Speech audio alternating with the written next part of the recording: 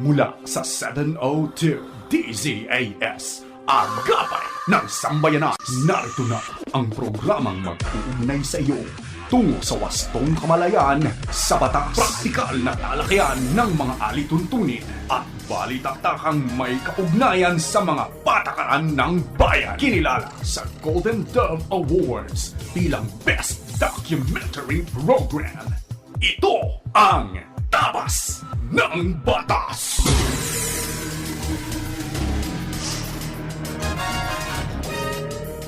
Isang magandang Sabado na umaga sa iyo na nakikinig sa anumang bahagi ng Pilipinas, Luzon, Visayas, Mindanao at sa iba pang bahagi ng mundo. Maraming aga sa inyo naming nakikinig dyan sa Bicol Region sa pamamagitan ng CARE 104.3 The Way FM. At yan naman sa Zamboanga City na nakikinig via 1116 DXAS Radio Comunidad Buenos Dias. At magandang umaga rin sa mga tagapakinig natin sa 1062 DXKI, your friendly voice sa Coronadal City. Gayon din sa mga nakikinig sa 1197 DXFE Davao at maging sa mga narito sa Metro Manila na walang sawang nakatutok. Happy listening sa inyo. Kami ang inyong mga kakampi sa batas. Ako si Atty. Chona Cruz Gonzalez. At ako naman po si Attorney Jeremiah Belhica. Ito po ang inyong programang Tabas ng Batas dito po sa 702 DZAS FEBC Radio TV. Siyempre, miyembro po tayo ng kapisanan ng mga broadcaster ng Pilipinas at napakikinggan at napapanood po tayo sa ating mga social media pages sa Facebook at YouTube channel ng 702 DZAS FEBC Radio TV at sa channel 185 po sa Signal TV sa pakikipagtulungan na rin ng GCTV. At tayo ay sinasamahan pa rin ng ating cute crew na si Absidi Ferrer, ang ating ProdTech sa sila Benjo Morano, Reggie Villena, Nathaniel Peralta at RTV na sina Eileen Valdez, Wenmark Baratukan, Angelica Calayag at gayon din mga kasama natin sa Bukawi Transmitter site. Siyempre, attorney, sa puntong ito ay nais din nating pasalamatan ang lahat ng ating mga kaagapay na patuloy nating nakakasama sa FEBC Ministries. Tulong po ng ating Panginoon at sa inyo pong suporta at pakikipagtulungan, 7 dekada na po mahigit tayong nagbabahagi ng tama at mabuting balita sa ating Panginoong Hesukristo.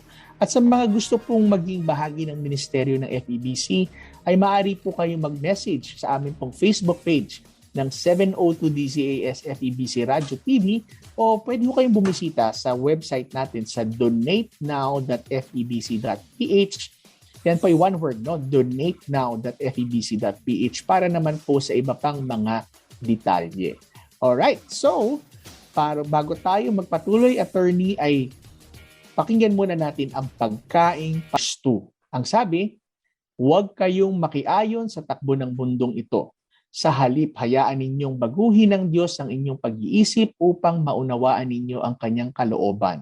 Sa gayon, magagawa ninyo kung ano ang mabuti, kalugod-lugod, at ganap na kalooban ng Diyos.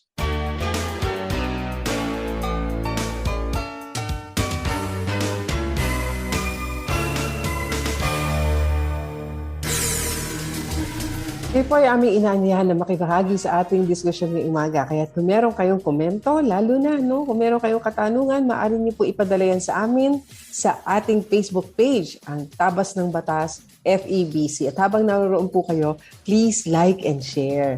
Sa pagbabalik ng Tabas ng Batas, tutungo na tayo sa ating unang segment na Punto por Punto. Tabas ng Batas! Pakinggan ang programang Ang Tipan.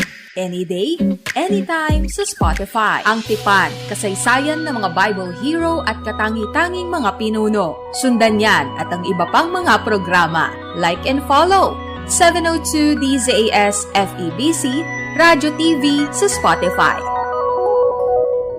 702 DZAS FEBC Radio TV. Radio TV. Agapay ng Sambayanan. Paksang legal na siniksik sa mga kaalamang praktikal sa isang makabuluhang talakayan sa Punto por Punto.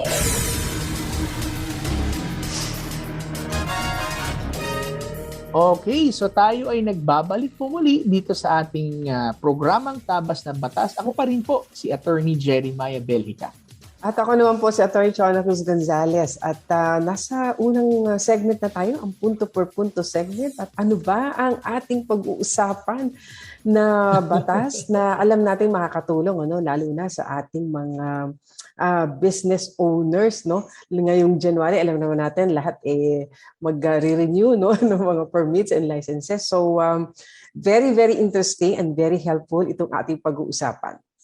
Nako, very interesting and very helpful, attorney, dahil magbibigay tayo ngayon ng gabay. At pag-uusapan natin ang Business One-Stop Shop concept natin sa ating mga local government units na nagpo-proseso ng business permit at renewal na tinatawag na business permit. Okay? So, alam mo naman, attorney, na malapit sa puso natin ito. Dahil yes. Itong mga nakaraang panahon, talagang very much involved tayo dyan nung ako po ay kabilang pa sa Anti-Red Tape Authority. At isa ito sa talagang hindi naman pinanggigigilan, kinatutuwaan na proyekto talaga kasi malaki ang naitutulong talaga sa sambayanan. Ito ay makikita natin na year in and year out na nagiging struggle ng mga negosyante, lalo na yung MSMEs, yung mga micro, small, medium enterprises. Yes. Napanggit nga natin, attorney, last week na parang more than 98 or 99% halos ng mga businesses sa buong Pilipinas are MSMEs. At kailangan talaga ng suporta ng ating mga kababayan kasi nga driving force naman talaga sa ating economy yung ating mga MSMEs Kaya sige, ano ba ang one-stop shop, 'di ba? Mukhang magandang di ba? Panuntunan, sige. Correct. So, paliliwanag natin ano itong one-stop shop para ganoon na rin sa mga ating mga iba't ibang mga kasama sa government offices and agencies, lalo na sa local government units. Ito ay hango sa Section 10 ng Republic Act 11032 or yung Ease of Doing Business and Efficient Government Service Delivery Act of 2018 na sinabi sa Section 10 subparagraph B, ay totoong sabi, a one-stop business facilitation service hereinafter referred to as the Business One-Stop Shop or BOSS o yung BOSS, baka nakikita nyo yan, for the city or municipalities business permitting and licensing system to receive and process manual and or electronic submission for application of license, clearance, permit, certification, or authorization shall be established within the city or municipalities negosyo centers as provided by RA 10644 or otherwise known as the Go Negosyo Act. Okay, una sa lahat, kailangan maintindihan natin na kinakailangan may one-stop shop services ang lahat ng local government units. At maaaring tanungin mo, saan nila ilalagay yung one-stop shop? Ibig sabihin, yung pupuntahan mo na physical na lugar na nandoon na lahat ang kinakailangan mong puntahan pag ikaw ay nagpo-process ng iyong application. Ito ay supposed to be na makikita at the very least dun sa mga negosyo center na mandated rin ang mga local government units na magkaroon under the Republic Act law, the Go Negosyo Act or the Go Negosyo law na lahat ng LGUs ay mayroon silang kanilang opisina na tutulong sa mga maliliit at nagsisimulang mga negosyo. So doon din ay pwede kang maglagay ng iyong business one-stop shop. So kinakasabi nga doon, there shall be a queuing mechanism in the business one-stop shop to better manage the flow of applications among local government unit departments receiving and processing application. So yung LGU also shall implement co-location of the offices of the Treasury, Business Permit and Licensing Office, Zoning Office, including the Bureau of Fire Protection and other relevant city municipality office departments engaged in starting a business and dealing with construction permits. No? So ang sabi dito, kinakailangan meron ng co co-location. Sige. So, ngayon, gusto kong sabihin, bigyan natin ng konting paliwanag at Attorney Chona. Ano ba ang ibig sabihin itsura ng business one-stop shop? Yung sapat na ba na ang lahat ng mga negosyo o lahat ng opisina sa LGU nandoon sa isang kwarto, business one-stop na siya yan? Ang sagot ko ay hindi, no? Ang tawag lang doon o co-location ng offices, no? Ibig sabihin po, inilagay mo lang sa isang kwarto ang lahat ng mga opisina for business processing, pero hindi pa talaga na i-streamline at hindi pa napagsasama-sama ang kanilang mga proseso. Kumbaga, binawasan mo lang yung lakad papunta sa isang opisina to another. Binawasan mo lang yung imbis na punta ka sa third floor, punta ka sa fourth floor, punta ka sa second floor, ilinagay mo lang lahat ng opisina sa isang kwarto. Pero ang tunay na business one-stop shop ay merong ilang mahalagang feature. No? Okay. Ito ay makikita natin sa Guidelines for Processing Business Permits, Related Clearances and Licenses in All Cities and Municipalities. Ito yung Joint Memorandum Circular number 01 series of 2021 dated April 13, 2021 na pinirmahan between ARTA, DTI, DILG at DICT. No? So ito yung nagbibigay ng gabay sa mga local government units kung papaano ba nila gagawin ang kanilang business one-stop shop. So mahaba ito at makikita ninyo maraming mga magandang gabay na pwedeng magamit ang mga LGUs. Pero magbigay ako ng quick na mga points. Ano ba ang itsura ng business one-stop shop? No? Okay. Baka yung ibang nasa business processing businesses natin, makakuha rin ng pointers dito. Una sa lahat, yung tinatawag natin, sinabi kanina, na co-location of offices. Ibig sabihin, may physical na lugar na kung saan maglalagay sila ng kanilang mga lamesa doon sa loob ng isang opisina. Anong ibig sabihin na to? Karaniwan, kung ikay magsisimula ng negosyo, kinakailangan dadaan ka muna sa Office of the Business Permitting Licensing Office. Pupunta ka dapat doon sa tinatawag na zoning office o yung city planning para sa zoning clearance. Pupunta ka dapat doon sa tinatawag na city health office. And yung iba pa, no, doon sa Office of the Building Official para sa iyong mga clearance and everything. And finally, yung tinatawag na Bureau of Fire Protection. So, dati, kailangan mong puntahan sila kung nasaan yung mga iba't ibang opisina nila sa loob ng City Hall. Pero ang co-location, ibig sabihin ay meron na silang iisang lugar na kung saan magkakatabi na sila. Okay? Physical. Mahirap kayong di ba? Although sabihin mo na di ba, nasa isang compound 'yon, di ba? Pero di ba yung effort na, di ba, go up and down and to another building. Pa-receive mo to doon. Hassle Nasaan yung resibo na binigay sa iyo ng isang opisina? Pa-compute mo muna doon. So, nandoon pati yung city treasurer, yung representative. So, yung co-location yan ang unang-una. So kapag ang isang local government unit ay wala nung co-location ay hindi ho sila compliant agad. Ano? Pero so far 90% meron na po silang co-location. No? Doon po aking naalala. It's good to hear. Good to hear. No?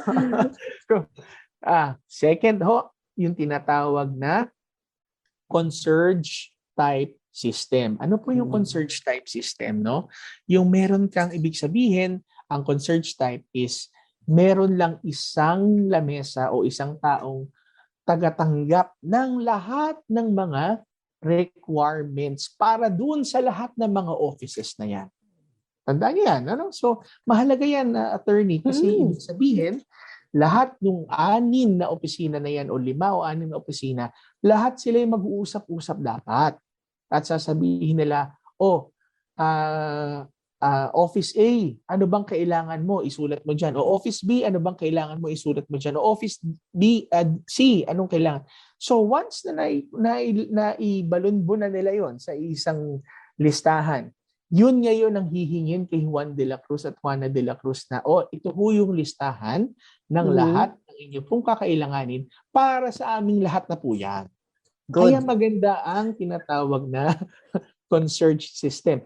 Ikaw Oo. naman, si Juan de la Cruz, isa na lang ang kakausapin mo doon sa Yes. bibigyan mo sila ng ito po yung aking mga requirements. Ano po? Tsaka So, walang duplications, di ba? No? walang Hiningi na nung duplication. isa, hinihingi pa Yes, nung isa, di oo. ba?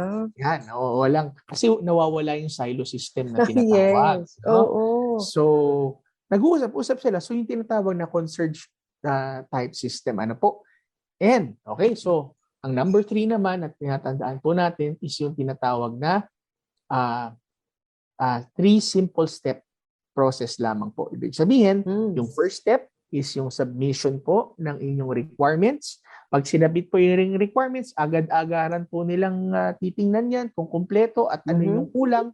Ibabalik po dapat sa inyo ng isang buong assessment po. O ito, kulang ka sa building permits yan. Ito, kulang ka dito sa zoning mo. Ikaw, kulang. Hindi na yung kada isang opisina, Oo. ititik nila. And by the way, bago ko malimutan, Attorney Chona, napakahalaga, pati ho ang barangay clearance ay dapat sa City Hall na ito kinukuha. Hindi ho doon kay barangay chairman. Pwede na ho ang LGU at hindi na ho tayo kinakailangan mag-isa-isa dyan. No? So barangay clearance ba't pumupunta sa LGU? Only for the purposes of starting and opening a business po. Yes. Binigyan na sila ng laya ng batas. Okay, so yung tinatawag ho natin na 3 simple step, no? Submission, pagkakumpleto na po yan, i-assess ka na po nila, no? Ito ang kinakailangan mong bayaran para sa aming lahat. Hindi pwede na kanya-kanyang assessment. So, ito yung isang assessment para sa aming lahat. At yung second step po is payment. Okay? Single payment para sa kanilang lahat ulit. Okay? And then, yung third po niya, yan na po yung releasing ng iyong requirements. So, yan po ang 3 basic steps, no? Submission, okay? Payment, and then yung iyong releasing. So, yan po ang tinatawag natin na business one-shop. And by the way, meron pa pala tayong tinatawag na pang-apat na feature ng business one-shop.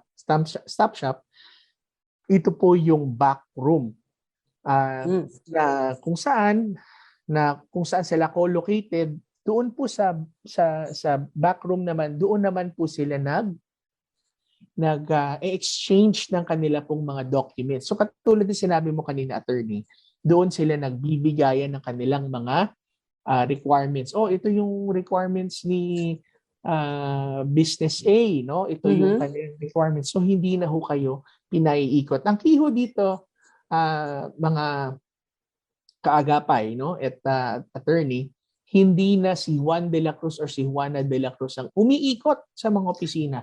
Yung kanyang papel na ang umiikot doon sa mga iba't ibang mga lamesa. So, at ang maganda dito, ito ay classified na kung kompleto na ang iyong requirements, this is classified as a simple transaction. Ibig sabihin, it should not take more than 3 working days to process. Now, from the submission, payment, and release. Basta, kompleto na ang iyong mga requirements. Ano?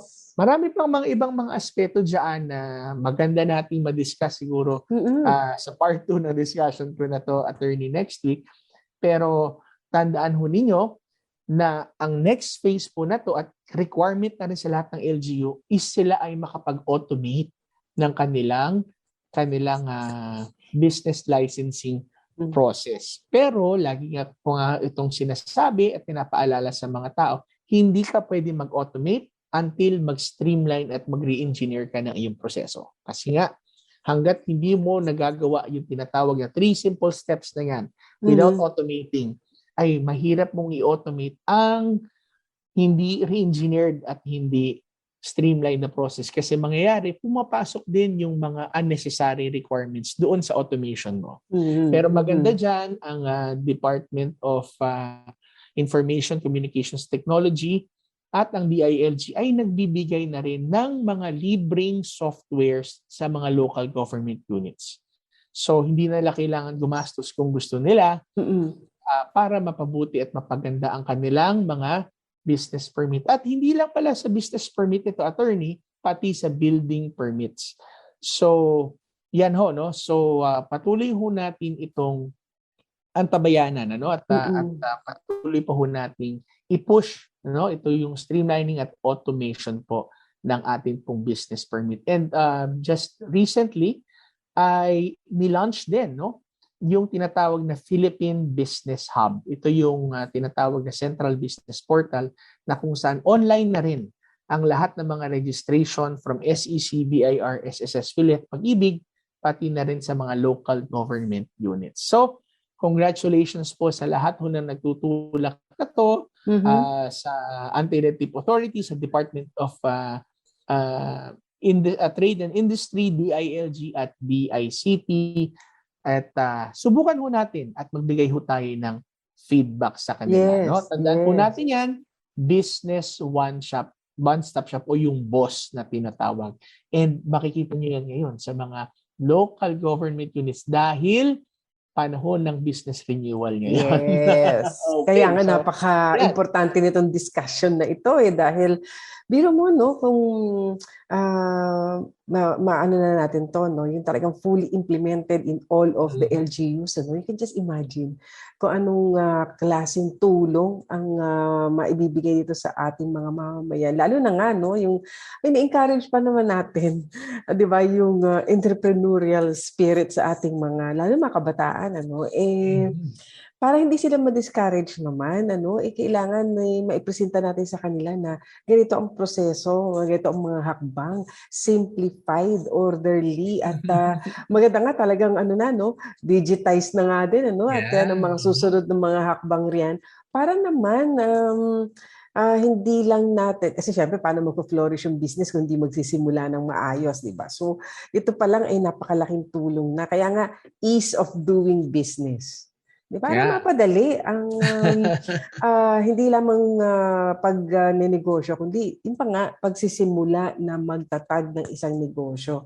Napakalaking tulong. At salamat po sa inyo, former Secretary ng ARTA, na isa inyong napasimula na ito at nawa ay bantayan natin bilang mga mamayan. Tingnan po natin paano ito pinapatupad at saan ba maaaring let's say magbigay ng comment kung let's say hindi siya nagwo-work ng as effectively as we wanted to be. Paano ba? Oo, feedback. Kasama po yan mga kaagapay natin. Ang lahat ng government agency ay meron silang feedback mechanism na required. Kasama ito sa kanilang report card survey na tinatawag na ang lahat ngayon ng mga government agencies ay nire-require na magkaroon ng tinatawag na feedback mechanism kasi ini-scorean po nila ang kanilang sarili sa katapusan ng taon. So, hanapin niyo po yan. Meron ho sila may mga feedback mechanism sila doon sa kanilang public assistance and complaint desk or maaari din ho ninyong magbigay po kayo ng feedback din po doon mismo sa kanilang business permitting and licensing office. At attorney, yung lahat ng yung mga nasa NCR tsaka yung mga nasa metropolis ng iba't ibang bansa, Metro Cebu, Metro Davao, Metro Manila, and lahat yan, makikita ho natin na halos automated na po lahat ang mga systems nila. You could go to their websites at makapagbigay rin ho kayo ng feedback doon. Yun. Napakahalaga, at ang tabayanan yun doon dahil sa mga, baka sa susunod na natin, pag-usapan pa natin mabuti to, dahil talagang napapanahon. Kaya maraming salamat sa pagbibigay sa atin ng mahalaga impormasyon, lalo na sa mga magre-renew o mag-a-apply ng mga business permits ngayong January. Oo, napakahalaga talaga, attorney. Pero tutuloy natin yan sa ating next week. Pero ngayon, sa ating attorney, sa ating pagbabalik, ay pakikinggan naman natin ang napakagandang discussion ng ating pinakamamahal na attorney Chona sa Akala at Panukala segment. Pero wag po kayong alis at tumutok lamang po kayo dito sa Tabas ng Batas. Tabas ng Batas! We are MobiMates. We are MobiMate. We are MobiMates. Mobilizing many more towards a deeper involvement in God's heart for the nations. MobiMate. Sabado alas 10:30 hanggang alas 11 ng gabi sa 702 DZAS FEBC Radio TV. Ito ang 702 DZAS. 702 DZAS. Agapay ng Sambayanan. Kasapi sa KBP, kapisanan ng mga broadcaster ng Pilipinas. Pagbibigay linaw sa mga palapalagay, ugnay sa mga panukalang batas. Akala at panukala.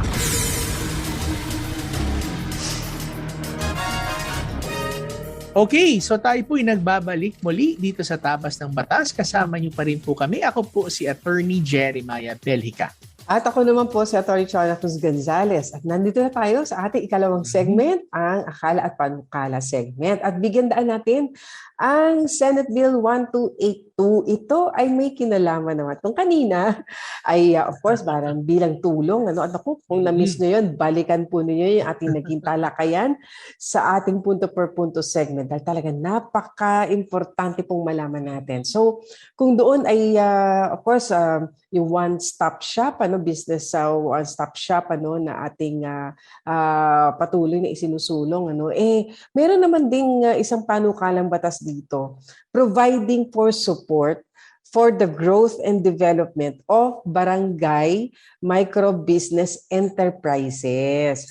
So, kasi alam na natin, di ba, merong micro, small, medium enterprises. Pero ito talagang to the grassroots level, barangay micro-business enterprise. At ito ay pag-aamyenda sa Republic Act 9178, otherwise known as the Barangay Micro-Business Enterprises Act of 2002. So matagal-tagal na rin itong batas, kaya mukhang kinakailangan na nating i-adjust. So sa paano kalang batas na ito, of course, meron muna explanatory note kung bakit ba kailangan na amyendahan natin ang ilang provision nito. So sabi, micro-businesses comprise many existing enterprises in the Philippines. According to the PSA, or Philippine Statistics Authority list of establishments, there are 977,670 micro-enterprises in the country in 2021, constituting 90.5% of all business enterprises in the country. They also generate a total of over 2.5 million jobs. You can just imagine, kung lalo pa palang mapalakas itong ating barangay micro-business enterprises, hindi ba marami pang jobs, trabaho na makikreate. At maging doon sa ating mga barangay, marami nang mga businesses na maaari pala nating tangkilikin, na hindi ka na pupunta sa malayo, kundi doon mismo sa lugar ninyo. Meron na tayong mga business persons na pwede naman pala natin mapagkunan na ng goods and services. So, ang RA 9178 declared it the policy of the state to hasten the country's economic development by encouraging the formation and growth of barangay micro-business enterprise, which effectively serve as seedbeds of Filipino entrepreneurial talents.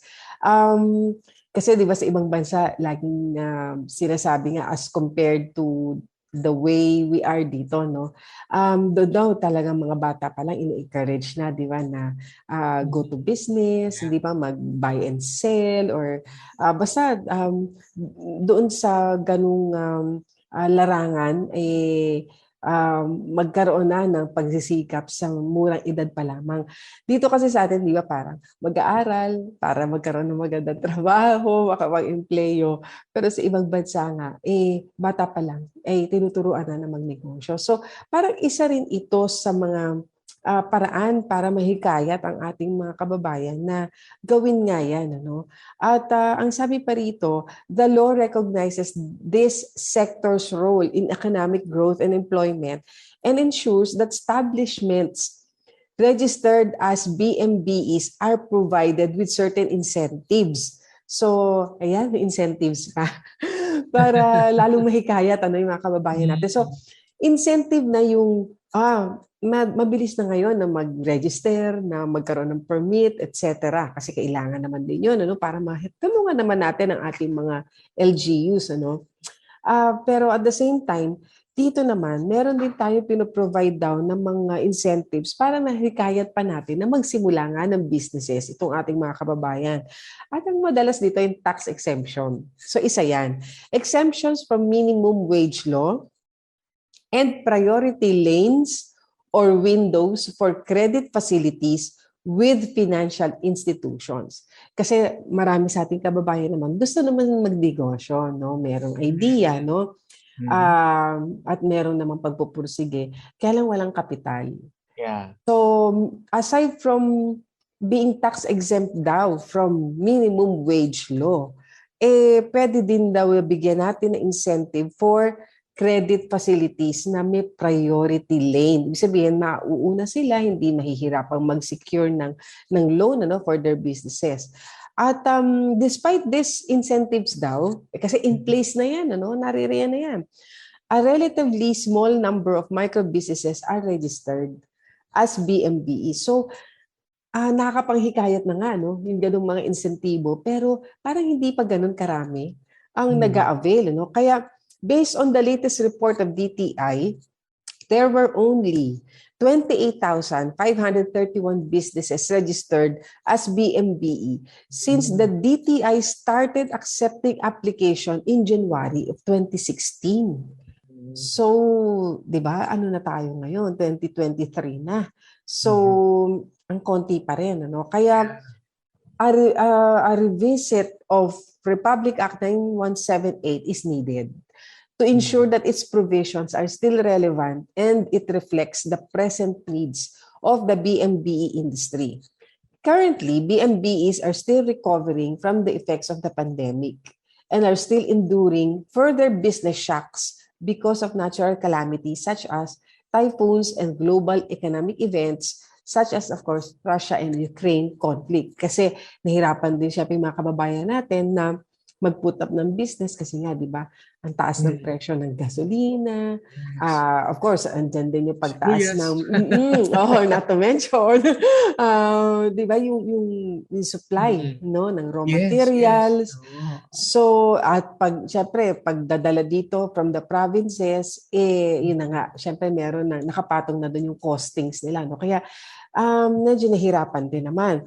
And aside from that, yung unprecedented global inflation, and of course, yung rising fuel prices. So, the amendments to the law aim to provide BMBEs with much-needed support, concessions, and incentives to register. So, yun ang layunin pala nito. Dahil nga, kinikilala na natin na ito nga, marami pa rin mga factors affecting yung ating mga businesses, may ayuda pa rin sa pamamagitan ng batas na ito, pinapanukala para naman mahikayat pa rin sila, ang ating mga kababayan, na magtayo nitong mga barangay micro-enterprises. So, isa rito ay gusto nilang sabi natin i-refine at kanila pang mapalakas itong batas na ito, ay itong Section 4. Sabi rito, yung registration. Ayan. Talagang papasok yung registration and fees. Kaya napakahalaga ng discussion natin kanina. Sabi, the Office of the Treasurer of each city or municipality shall register the BMBEs and promptly issue a certificate of authority free of charge. Good. Yes, di ba? To all BMBEs within its jurisdiction upon submission of proof of total assets. So yun ang amendment, gagawing free of charge. To enable the BMBE to avail of the benefits under this act. Wow. So, syempre malaking bagay. Kasi nga, kailangan natin munang suportahan at tulungan. Kaya free of charge muna yung registration. The LGUs shall issue the certificate of authority, notwithstanding anything to the contrary, to defray the administrative cost of registering and monitoring the BMBEs. Okay, so makikita natin dito na doon pa lamang sa punto ng registration, ay kinakailangan na talaga ng assistance. At yun din naman ang ginagawa ng ARTA, no, at ng batas on ease of doing business. Yung pa lamang sa mga paunang hakbang, meron ng tulong at ayuda ang ating mga kababayan na nagtatayo ng negosyo. The certificate of authority shall be effective for a period of 3 years upon compliance with the requirements. So instead of the previous requirement na 2 years, ngayon 3 years ang effectivity na ng certificate of authority. Siguro para hindi naman paulit-ulit na nagre-register pa, hindi ba? Kasi lang naman, di ba? Yun din naman yun. So, Oo. bakit? Actually, pwede mo gawin 5 years. Diba? So, medyo modest pa to, no? From 2 years, Yes. ginawang 3 years, no? So, isang pang-amendment ay ang Section 5, ang who are eligible to register. Any person, natural, juridical, cooperative association having the qualifications may apply for registration as BMBE. Each LGU, at ito yung amendment, shall maintain and continuously update a database containing all registered BMBEs under its jurisdiction. Importante naman talaga yan, kasi para ma-monitor natin. Another amendment is Section 7, exemption from fees and taxes. All BMBS shall be exempt from tax for income arising from operations of the enterprise. So, maintain yon, yung income tax exemption for our BMBEs. First-time BMBE registrants shall, in addition, be exempt from local taxes, fees, and charges for the first 3 years of operation, subject to semi-annual submission of proof of employment generated in the community, in the locality. So, ibig sabihin, inihikayat din na, total sa barangay naman, magtatayo ng negosyo dyan, baka naman pwedeng mga taga-barangay din. Diba? Yes. Within the same barangay, ang makuha din naman ng mga... Kapit-bahay mo. Oo, na maging dapat in good terms kayo, Oo, dapat kayo. Oo. Na para, di ba, sila rin yung magkaroon ng trabaho. So, yun ang additional, additional na mga exemptions, So, first 3 years lang naman yon, para lang naman matulungan yung ating mga, kumbaga, parang mga startups, ng mga businesses. Yeah. At, para makabuelo, kumbaga, yes, sabi exactly. nila, no? Exactly. So, ito yung mga ilan lamang, at isang magandang hakbang naman din ito para mabigyan din ng tulong, itong ating mga barangay micro-business enterprises. So, yan po ang Senate Bill 1282, na ating binigyang daan sa ating akala at panukala segment. Sa ating pagbabalik, ito na tayo sa ating blockbuster segment, ang Payo de Asunto. Kaya tutok lang po kayo dito pa rin sa inyong paboritong programang Tabas ng Batas. Tabas ng Batas! Bukod sa hearty breakfast, paliligo at pagpa-power dressing, ano pa ang magandang paghahanda sa pagpasok sa opisina? Make it a habit to listen to Pro Tips dahil araw-araw, bibigyan kita ng baon para sa inspirado at productive na pagtatrabaho. Ako si Maloy Malibiran sa Lumbides, kasama mo sa Pro Tips sa himpilang ito ng FEBC. Be a blessing in the workplace today. 702 DZAS FEBC Radyo TV Radyo TV Agapay ng Sambayanan. Mga kasong bibigyang pansin at mga katanungang sasagutin, yan ang tututukan at gagabayan ng Payo de Asunto.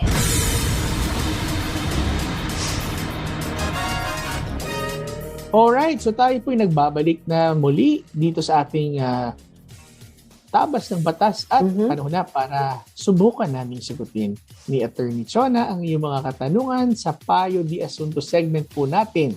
Yes, at ito na agad ang ating unang katanungan. Sabi niya, I'm a single mom. For 5 years, naka-apelido ang anak ko sa akin. Pero ngayon, okay na ulit kami ng tatay ng anak ko at gusto niya ay isunod ang apelido sa kanya. Ano po ang first step na gagawin namin at malaki ba ang magagastos pag nagpa-change ng apelido? Ayan. So, pauna lamang na na pagsagot ay doon sa family code kasi kapag hindi po kayo married nung ama ng inyong anak ay talaga pong isusunod po sa apelido ng nanay yung bata at maging ang parental authority ay exercise ng mother. However, syempre, kung meron naman acknowledgement ng tatay doon sa kanyang anak, na yan ay talagang kanyang anak, bagamat hindi nga sila kasal ng kanyang nanay, ay maaring mapagamit din naman yung kanyang apelyido doon sa kanyang anak, bilang isang acknowledge na anak, yung kanyang itong kanya naging supling dito sa nanay na ito. Ayan. Yan. Actually, ako, attorney, mukhang nagkaayos sila. Mukhang hindi nga sila kasal, no? Reading between the lines, no? Pero, alam mo, dun sa nagtanong sa atin, consider ninyo, baka gusto nyo magpakasal na. Para, di ba? Nagkaayos naman na. Nagkaayos na kayo. Ngayon, mas better yan, actually. If you're really, that's the best, actually. Nila, di ba? Kung iniisip nila yung for the benefit ng anak, kasi ang mangyayari po sa inyong anak ngayon, kahit na ipangalan po yan sa apelyido ng tatay, ng biological father, ilalabas pa rin siyang illegitimate child. Pero kung kayo po ay magpapakasal, ay yung status po ng anak niyo ay mas gaganda kasi siya ay legitimated, no? Yes. Legitimated at mas may security po ang inyong anak diyan. Kasi hindi lang nag-iba yung pangalan, nag-iba mismo yung kanyang status. Yes, that's very important. Sana po ay makonsider ninyo. Let's pray about it, na magkaayos at for the benefit na rin naman ng bata, at mabago din ang kanyang status. Ito pa isang katanungan, sabi niya, tama po ba ang sinabi ng barangay na hindi ko na daw pumahabol ang gastusin yung may-ari ng aso na nakakagat sa anak ko dahil lagpas na 24 hours yung pagka-blatter ko sa barangay? Parang hindi naman yata. Accurate yun. Kasi tama ho yung kay inyong pananaw na yung may-ari po nung hayop na nakadisgrasya po sa inyong anak, ang siyang dapat managot. Kasi kung ito po pala ay nangangagat, dapat ho itinali o hindi ho pinalabas sa bahay. So ang may liability talaga na to o meron hong pananagutan sa batas sa inyo ay yung may-ari po ng aso. So hindi ho yan nakabase dun sa pagpapablatter. Yes. Ang mahalaga po ninyong makuha dito is yung medical records na kung saan nagpagamot, yung mga ginastos po ninyo. No? At malamang ito attorney ay baka ininjikan pa kayo ng anti-rabies. No? Yes. Mahal yan, mahal yun. Tsaka, ewan ko ilang beses ba sila dapat hindi lang isa yan, definitely. Hindi lang, no? So, kinakailangan pong makuha po ninyo yung mga records, yung resibo ng inyong mga ginastos para ang una ho ninyong gawin, hindi nyo man na ipablatter sa barangay, ay pwede ho kayong unang puntahan yung inyong kapitbahay at bigyan nyo ng demand letter. Kung hindi naman ay doon nyo ipabarangay. Ilapit niyo sa barangay at para doon ho kayo magkaayos sa barangay. At kung yan ho ang first step. Hari na hindi na ho kayo magtuloy sa kasuhan. Yes. Pero hindi naman ho kayo makakapagkaso kung hindi ho kayo dumaan muna sa barangay. Kasi nga they live within the same barangay. At siyempre, encourage muna na baka maaaring magkaayos muna kayo doon. Hindi nila pwedeng kasuhan yung aso. Yung may-ari ng aso. Yung may-ari. Kaya ingat-ingat ho mga may-ari ng aso. Meron kayong responsibility and liability riyan kapag yan po ay naka-injure ng tao. Kaya yan. At of course, kailangan po yung inyong mga resibo. Very important po yan para malaman natin kung gaano ang inyong claim for damages. Ayan. So ito pa. Ito ay may kinalaman naman sa adoption. Tayo ay nagkaroon ng pagtatalakay tungkol dito sa topic na ito. Kaya sabi niya, any advice for child adoption? May anak sa pagkadalaga ang asawa ko at gusto kong i-adopt ang anak niya. 8 years old po ngayon. Thank you very much. Maganda yan. Di ba? Magandang hakbang yan na yung anak po ng inyong asawa sa pagkadalaga ay gusto rin ninyong maging tunay ninyong anak. Hindi ba? And that is being encouraged by the law. Yeah. Tama yan. No? So, marami na tayong batas pagdating sa batas ng adoption, nandiyan yung Republic Act 8552, also known as the Domestic Adoption Act noong 1998, no? And diyan yung rinirecognize yung kapakanan ng mga bata, no? Pagdating sa adoption, it's always the benefit, the paramount, anong word natin diyan? The paramount consideration is the best interest. Best interest of the child. So, tama po yan. So, ang unang step dyan, attorney, talaga makipag usap kayo doon sa DSWD. Ano? Attorney, kasi sila ay siyang nagbibigay sa inyo ng pag-aaral ng home study report para makita kung talagang ito po ay sa best interest ng child. No? Ihanda nyo rin po, syempre, yung inyo pong mga pagpapakita ng iba't ibang mga kakayanan para alagaan ng bata. No? Hindi lang psychological, yung kanilang relational dun sa community na kung saan siyang palalakin, pati na rin yung financial. Yes. Alaga yan. So, at madalas naman, attorney, no, doon sa social case study, usually kung ganyan naman na siyempre asawa niya yung nanay nung bata, more or less di ba, na-abbreviate na rin naman yung study but kailangan pa rin kasi para makita rin ng ating mga social workers kung hindi ba maganda ang kalagayan ng bata under that situation. So ito naman to ko sa lupa, no, sabi niya, namatay po yung father ko 13 years ago. Nabalitaan ko po na may malaking lupa na naiwan ng tatay ko at hindi naman maikakaila ng mga kapatid ng tatay na may anak siya dahil nakasama ko po sila. Ngayon, napag-alaman ko, binibenta ng mga kapatid niyang babae yung lupa na naiwan ng tatay ko. Mababawi ko pa po ba iyon? Any advice po?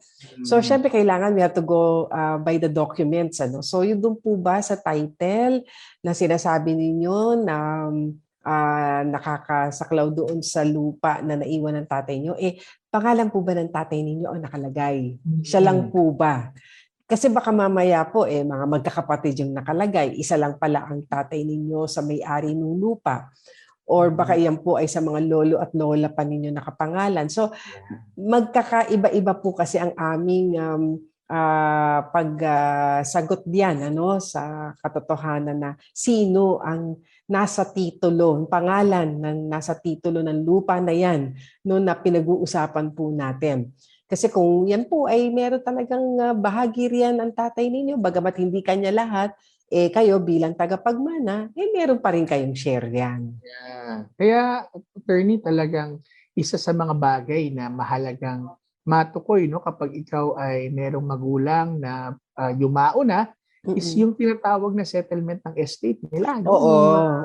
Ayos na mga naiwan ng ari-arian, kasama yung mga lupain. Kasi kung sa tatay mo talaga yan, nako, sabi nga ni Attorney Chona, meron bang titulo sa tatay mo? Kasi sabi niya, nabalitaan niya . So, sabihin, ano ba to? Untitled land. But kung untitled land, ano yung basis kung bakit natin sinasabi na sa tatay? Meron bang tax declaration sa pangalan ng tatay mo? So all of these things ay kinakailangan malaman. Siguro, ang isa sa mga bagay kausapin kung sino man yung sinasabi na nagbenta na to at alamin kung ito ba ay may basihan ng claim na ito ba ay sa tatay mo o hindi. And then and only then siguro malalaman natin ang best way forward. So, pwede mo itanong ulit sa amin.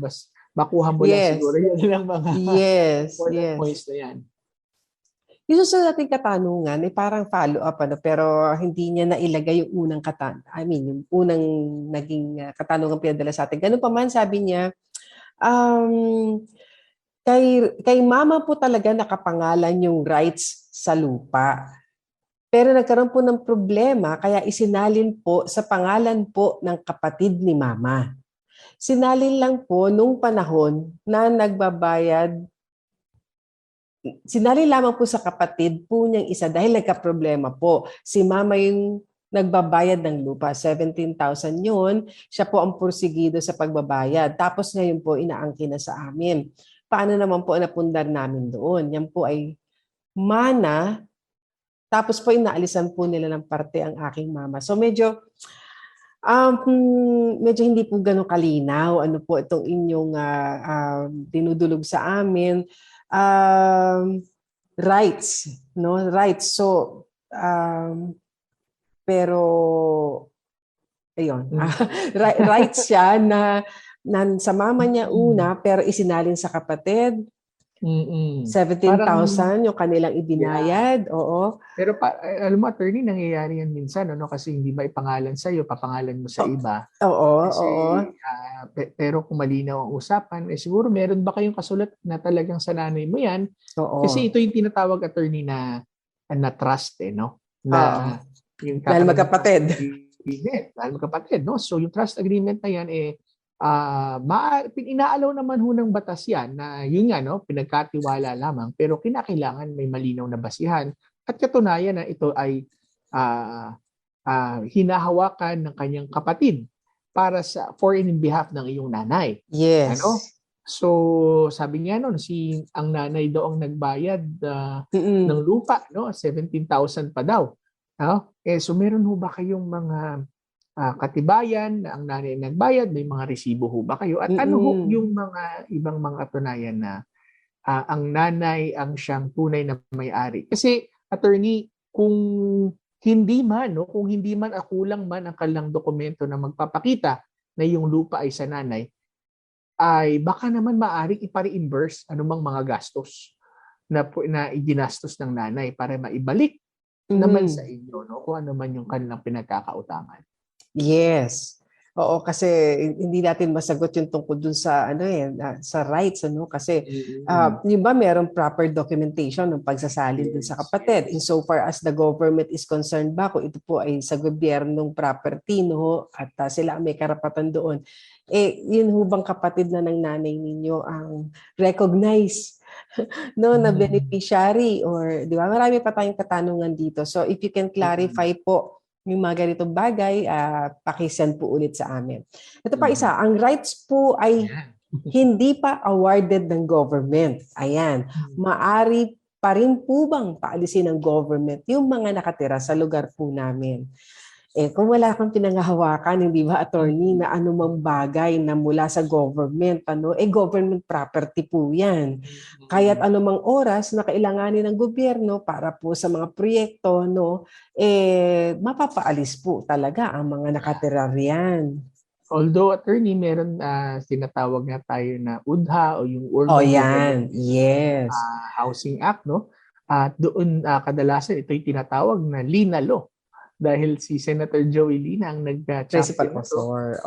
Principal author, na kung saan ang mga tinatawag na informal settlers, ibig sabihin ikaw ay nakatira sa isang property na hindi naman sa'yo, ay kinakailangan merong ibigay ang lokal na gobyerno na lugar na kung saan pwede mo malipatan.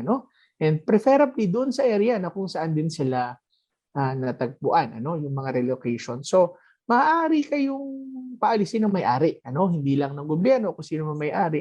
Subalit dapat ito ay dumaan sa tamang proseso at at the same time ay mabigyan ng relocation. Kung ito ang iyong principal na tirahan, kasi yung iba, attorney, maraming bahay. Yes. So may rights ka dito sa lupa na to, may rights ka dito sa lupa na yun. Pero lahat naman yun na hindi sa kanila. So, kapag ito ay nag-iisa lugar na iyong tirahan o hindi negosyo, kasi minsan dyan lang yung negosyo mo, ay hindi ho yan na qualified for relocation. Maliban na lang kung ito po ay bahay na iyong tinitirahan. Siya naman humingi na advice, nagbenta ng lupa. Hindi alam ng mga anak ko at may karapatan po ba ang asawa at mga anak. Kahit po yung land title sa pangalan ng mga magulang niya at binigyan ng SPA yung panganay na anak. Yung bumili, pinatuyuan na po ng bahay kahit hindi pa nagagawa ang kontrata sa barangay. So, okay, nagbenta, no?